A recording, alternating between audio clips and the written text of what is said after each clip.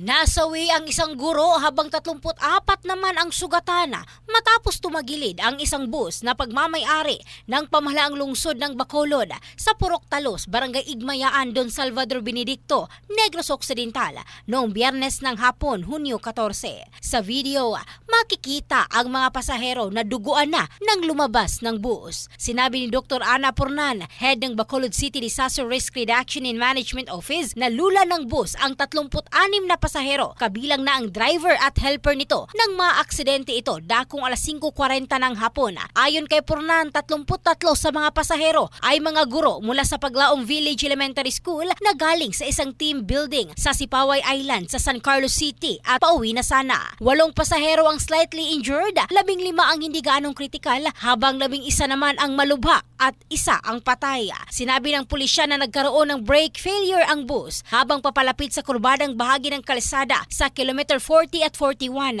Nawala ng kontrol sa minamaneho ang 59 anyos na driver dahilan ng pagtagilid ng bus. Hindi nagtamo ng sugat ang driver na sa ngayon ay nasa kustudiya na ng Don Salvador Benedicto Police Station at isinailalim sa further investigation. In the heart of changing lives, ito si Michelle Craste ng Brigada News Philippines, the Music and News Authority.